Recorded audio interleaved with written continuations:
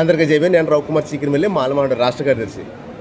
ఈ doctor BR Ambedkar Konaseema జిల్లా ముమ్మడివరం నియోజకవర్గంలో ముమ్మడివరం గవర్నమెంట్ హాస్పిటల్ పరిస్థితి చాలా దారుణంగా ఉంది. ఎందుకంటే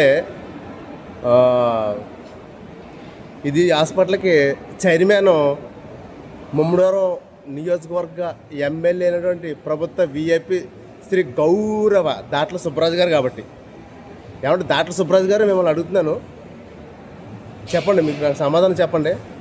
ఇప్పుడు నిన్న తాండలంకలో ఒక పేషెంట్ కుర్రాడు, ఈ కుర్రాడి ట్రీట్మెంట్పై వాళ్ళ తండ్రి ఆవేదన మీరు చూడండి. ఈ వీడియో నేను పెడుతున్నాను. అసలు హాస్పిటల్లో ఏం జరుగుతుంది దాట్ల సుబ్బరాజు గారు మీకు తెలుసా? మీరు హాస్పిటల్ చైర్మన్ కింద నుండి ఏం పీకుతున్నారని నేను ఈ మీడియా ద్వారానే ప్రశ్నిస్తున్నాను. మొన్న పీకడం కాదు, ఇప్పుడు ఏం పీకుతున్నారు మీరు? మీకు అవసరమా చైర్మన్ పదవి? అసలు ఎమ్మెల్యేగానే మీరు అన్ఫిట్ అన్న విషయం నాకు తెలుసు. ఎందుకంటే మీరు అన్ఫిట్ అని ఎందుకు అంటున్నారంటే, ఎప్పుడో 2014 ఓపెన్ చేసినటువంటి పల్లకు గవర్నమెంట్ హాస్పిటల్ 11 సంవత్సరాలు గడుతున్నా కానీ ఇప్పటికీ కూడా పూర్తి అవ్వలేదంటే మీ అసమర్థత, మీ చేతకానితనం. ఒక హాస్పిటల్ కన్స్ట్రక్షన్ 18 నెలల్లో 24 నెలల్లో కంప్లీట్ అయిపోవాలి. నువ్వు ఇప్పుడు పదవిలో ఉండగా 5 సంవత్సరాలు ఏమి పీక్ అవ్వు గవర్నమెంట్ హాస్పిటల్ని పూర్తి చేయకుండా ఈ మీడియా ద్వారా నేను మిమ్మల్ని ప్రశ్నిస్తున్నాను. అదేవిధంగా ఇప్పుడు కూడా అదే హాస్పిటల్ అలాగే ఉంది. దానికోసం నేను మీరు అన్ఫిట్ ఎమ్మెల్యే కింద అడుగుతాను. ఇంకొక విషయం ఏంటంటే, నేను ఆల్రెడీ మీరు పదవిలోకి వచ్చిన 2 నెలలు 3 నెలల నుంచి కుండలేశ్వరం ఏటుకొట్టు గురించి అడిగాను. ఈ ఏటుకొట్టు మీరు పట్టించుకోవాలి. ఇరిగేషన్ వాళ్ళు మీరు చెప్తే వినరా? ఒక ఎమ్మెల్యే ఉండి 2 మండలాలు ఆ ఏటుకొట్టు పగిలిపోయి వరదకు మురిగిపోతే ప్రజలు మొత్తం అందరూ కూడా జలమయం అయిపోతారని మీరు అసెంబ్లీలో చెప్పగల దమ్ము మీకు లేదా అని మీడియా ద్వారా నేను ప్రశ్నిస్తున్నాను. అందుకే మీకు అన్ఫిట్ ఎమ్మెల్యే కింద అడుగుతున్నారు. మీరు ఏం చేశారు? మేజర్ ఏం చేశారు? జీ మూలపాలెం బ్రిడ్జి మొన్న ఒకసారి 5 సంవత్సరాలు ఎమ్మెల్యే అయ్యారు, ఇప్పుడు 5 సంవత్సరాలు ఎమ్మెల్యే. జీ మూలపాలెం బ్రిడ్జి మీద ఒక్క స్టీల్ రాడ్ కూడా నువ్వు కట్టించలేకపోయావంటే నువ్వు చేతగాని ఎమ్మెల్యే అని నేను ఈ మీడియా ద్వారా మేము ప్రజలందరికీ తెలియజేస్తున్నాను. అదేవిధంగా గోగుల్లంక బ్రిడ్జి కూడా గత వైసీపీ ప్రభుత్వంలో కూడా అన్ఫిట్ క్యాండిడేట్ పొన్నాడు సతీష్ కుమార్, ఆయన కూడా ఏమీ చేయలేదు, అది ఏమీ పీకలేదు, ఆడు కూడా ఎమ్మెల్యే కింద అన్ఫిట్ అని నేను చెప్తున్నాను. అదేవిధంగా మీరు కూడా ఎమ్మెల్యే కింద అన్ఫిట్టే నేను ముద్రేస్తున్నాను మీకు రాజముద్ర. మేజర్ సమస్యలు ఏం చేశారు మీరు? అదేవిధంగా ఇప్పుడు ఈ గవర్నమెంట్ హాస్పిటల్కి, ముమ్మడివరం గవర్నమెంట్ హాస్పిటల్కి మీరు చైర్మన్ అవసరమా?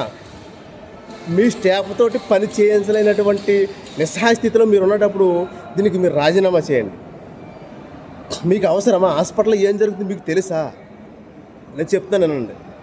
ముమ్మడివరం గవర్నమెంట్ హాస్పిటల్లో మీరు చేసినటువంటి మీ సిబ్బందితో, మీరు చైర్మన్ కాబట్టి మీరు మీ సిబ్బందితో చేసినటువంటి ఆకృత్యాలు చెప్పమంటారా? Mummidivaram government hospital free delivery కేసులు అన్నీ కూడా ఎక్కడికి వెళ్తున్నాయి? కొండలం సెంటర్ దగ్గర సత్యకుమార్ గారు హాస్పిటల్కి వెళ్తున్నాయి. ఇక్కడ ఫ్రీ డెలివరీ అన్నీ అక్కడ ఆపరేషన్లు జరుగుతున్నాయి. కొండలం సెంటర్ హాస్పిటల్ పేరేంటి? సావిత్రి సర్జికల్ హాస్పిటల్ ఉంది అక్కడ కొండలం సెంటర్ దగ్గర. మీకు తెలియదా?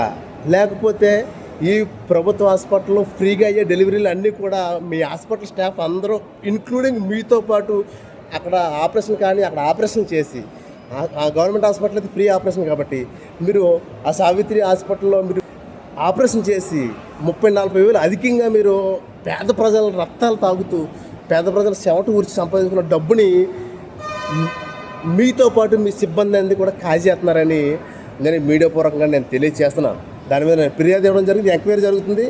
ఈ గవర్నమెంట్ హాస్పిటల్లో కేసులన్నీ కూడా మీరు చైర్మన్ కాబట్టి మీరు మీ సిబ్బందితో ప్రైవేట్ హాస్పిటల్లో సిజరింగ్ చేసి డబ్బులు దొబ్బేస్తున్నారు. మీరు ఖచ్చితంగా ఇది చాలా దారుణమైన విషయం. దీన్ని నేను ఖచ్చితంగా ఖండిస్తున్నాను. ప్రజలు కూడా ఖండిస్తారు, ప్రజలు కూడా ఈ వీడియో వింటారు. ఇప్పుడు దాకా ఎమ్మెల్యే గారు మిమ్మల్ని నేను పట్టించుకోలేదు, కానీ ఇప్పటికి నేను పట్టించుకుంటాను. ఎందుకంటే ముమ్మడివరంలో హాస్పిటల్ కమిటీ, హెచ్డిఎస్ కమిటీ శుద్ధ వేస్ట్. అందులో దంగేటి స్త్రీని అయినటువంటి ఒక గౌరవపదమైన పదంతో మాట్లాడుతున్నాను. ఈ దంగేటి శ్రీని అనే వ్యక్తి అసలు కమిటీ నెంబర్ కింద నువ్వు ఎలాగా సెలెక్ట్ చేసామని అర్థమవుతుంది. ఆయనకి ఏమీ తెలియదు. ఆకి పీకి తేడా తెలియనటువంటి వ్యక్తుల్ని మీరు, అంటే మీ కింద ప్రశ్నించలేనటువంటి వ్యక్తుల్ని మీరు హెచ్డిఎస్ ఫండ్స్ కమిటీ మెంబర్ కింద నియమించి హాస్పిటల్ అభివృద్ధి లేకుండానే మీరు అభివృద్ధికి గండి కడుతున్నారని ఈ మీడియా ద్వారా నేను తెలియజేస్తున్నాను. ఖచ్చితంగా ఈ హాస్పిటల్ పాడవడానికి కారణం మీరే చైర్మన్ కాబట్టి మీరు ఎందుకు పట్టించుకోవట్లేదు? శుద్ధ దద్దమ్మల్ని మీరు ఈ విధంగా నియమిస్తున్నారని ఈ మీడియా ద్వారా నేను ప్రశ్నిస్తున్నాను. నేను హాస్పిటల్లో ఎన్విరాన్మెంట్ ప్రొటెక్షన్ పర్యావరణ పరిరక్షణ సమితి జిల్లా కోఆర్డినేటర్ కింద నేను హాస్పిటల్లోకి వచ్చి శానిటైజేషన్ దగ్గర నుంచి ఉరుసొట్ల పిచ్చి మొక్కల దగ్గర నుంచి మొత్తం లోపల ఉన్నటువంటి సమస్యలు అన్నీ కూడా నేను జిల్లా కలెక్టర్ గారికి ఫిర్యాదు చేసి గ్రీవెన్స్లో ఫిర్యాదు చేసి నేను పోరాటం చేస్తూనే ఉన్నాను. ఈ పోరాటం చేయడం వల్ల కొన్ని సమస్యలు అనేది తీరిని అని హాస్పిటల్ స్టాఫ్ తెలుసు, ప్రజలకు కూడా తెలుసు. కానీ మీ హెచ్డిఎస్ కమిటీ నెంబర్ అయినటువంటి దంగేటి శ్రీని వల్ల ఒక్కటి కూడా అవ్వలేదని ఈ మీడియా ద్వారా నేను తెలియజేస్తాను. కమిటీ మెంబర్ శుద్ధ దద్దమ్మ రబ్బర్ స్టాంపు. మీరు కమిటీ నెంబర్ కింద ఎంచుకున్నారు.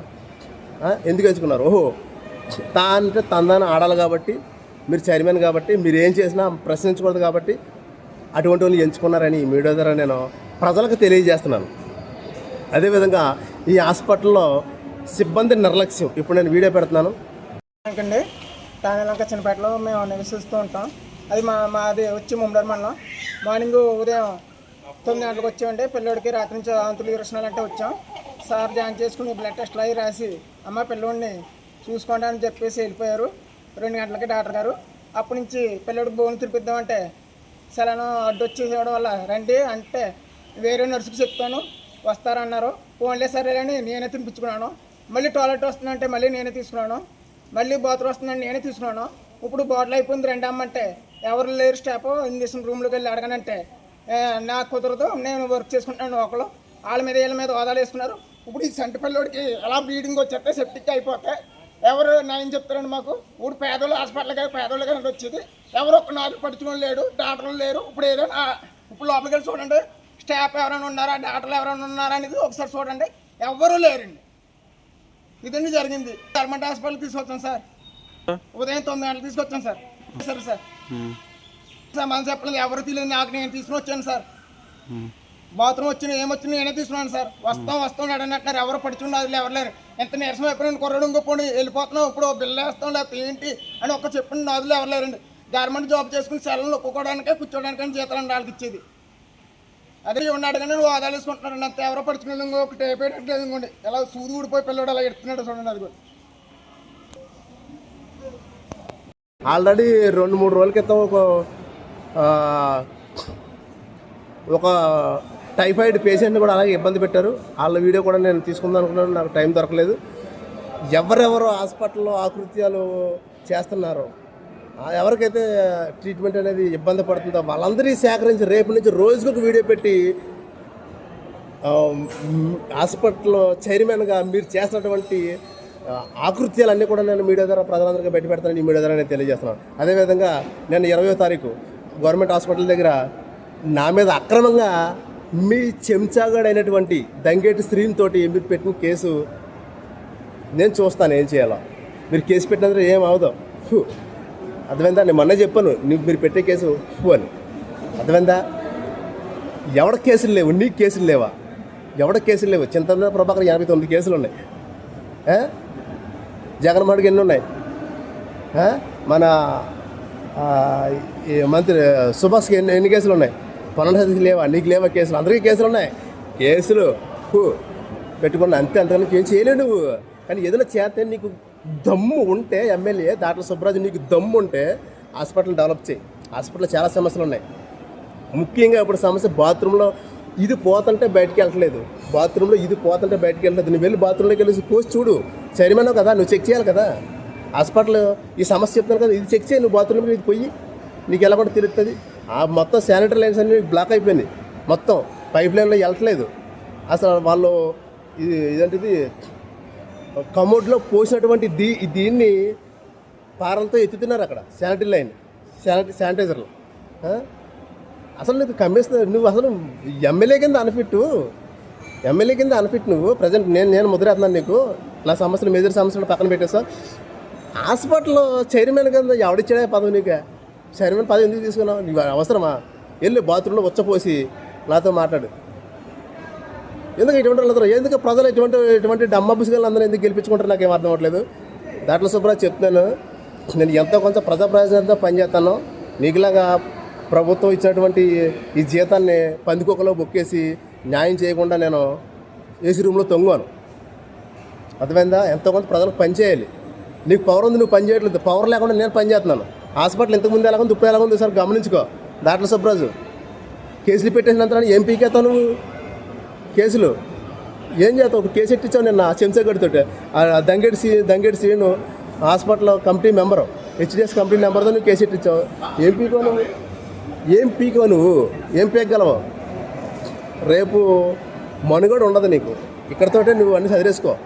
నెక్స్ట్ నువ్వు ఎమ్మెల్యేగా పోటీ చేసినా కానీ, రిజర్వేషన్లో నీకు సీట్ వచ్చినా రాకపోయినా కానీ నువ్వు అన్ఫిట్ రాజకీయంగా, నువ్వు ఇంకా రాజకీయ సన్యాసం చేయాల్సిందని ఇమ్మీడియట్ దాట్ల సుబ్రాజుకి ఫోన్ చేస్తున్నాను. నువ్వు ఎన్ని కేసులు పెట్టుకున్నా ఎంటుక ముక్కతో సమానం దాట్ల సుబ్రాజు. చూద్దాం. ఇక్కడ నుంచి రోజుకు ఒక వీడియో వస్తుంది. నువ్వు ఏమీ పీకేది లేదు, గుర్తుపెట్టుకో. జైబీం ఆ దంగెట్టి సీన్ గారి సంగతి నేను చూద్దాను. ఆడి మీద కేసు లేకపోవడం నాకు తెలుసు. అసలు నేను జరిగిన సిచ్యువేషన్ అనేది నాకు అసలు అనుకూలంగానే లేదు. అర్థమైందా?